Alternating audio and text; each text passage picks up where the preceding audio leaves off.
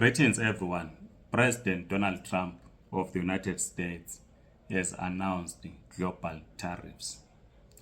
Comrades are asking, how does the tariffs work?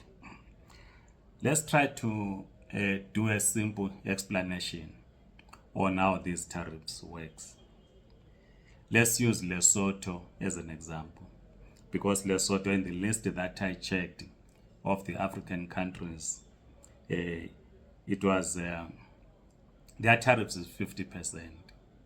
Remember, President Trump said Lesotho, a country that no one remembers, but has left Lesotho with a 50% tariffs. We know that Lesotho, its economy is based on the manufacturing sector. They export their clothing, particularly jeans, to the United States of America. Now, the average American worker, I just looked on internet, average annual salary based on the 2023 index. It says average annual salary is $66,622, which might be 5,551 per month. Of course, this says the Social Security Administration uses this index to monitor wage growth, and the 2023 index was $66,621.80, a 4.4% increase from 2022.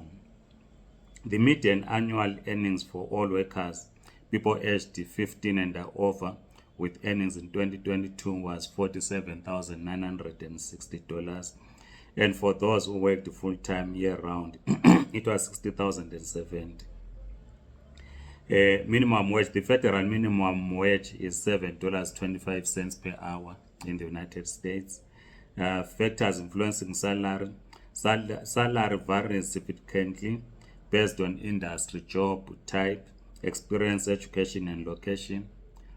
Salaries range from $32,916 to $112,268 per year, including housing, transport, and other benefits. The median salary is $68,124 per year, meaning 50% of the US population earn less than this amount. Now, these are the people, the working people in the United States, who would buy clothing that are manufactured in Lesotho, like I said, jeans. So let's get then to the tariffs so that we have this understanding. So Lesotho produces jeans that it ships to the United States. And let's use an example that a jean, one jean will cost $30, which the American working class will purchase. Now, Trump says that jean only, he then imposes 50% tariffs on the jean. So it means, therefore, the Lesotho manufacturing sector must now have to adjust its prices of the jeans, because now it's paying 50% tariffs. So it cannot continue to sell the jeans at $30 in the United States. It now needs to include the 50% tariffs in the price of a jean, which the 50% of 30 will say is $15 US. So now they have to add that $15 US, which is now the jean will now cost $45 US. That's what it basically means. So once the jean then costs the $45 US, it's a 50% increment to the price of a jean. But the salary of a local American worker has not increased by 50% to enable the working class people in the USA to buy the jeans. So it means, therefore, they will buy jeans which are possibly manufactured locally, which still ranges around $30 US. Because even if a jean or a manufactured in the US, say is $30, and then the one manufactured in Lesotho is $30, but then the quality of the jean, which is manufactured in the US, in Lesotho, then attracts is same price, but the quality, it then attracts the working class in America to buy jeans manufactured in Lesotho. But now these jeans that they've been buying and other clothing items, they are now 50% up increase in terms of their pricing, as indicated by tariffs. So that's the basic explanation of tariffs. In South Africa, say because it's 30%, right, increase. Say a motor vehicle. You sell, South Africa manufactures a motor vehicle that it would ordinarily sell for 30,000 US dollars in the United States.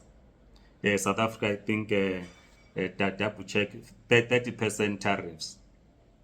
South Africa was given 30% tariffs. It means now that that motor vehicle, which was, yes, is 30%, which was sold for 30,000 US dollars.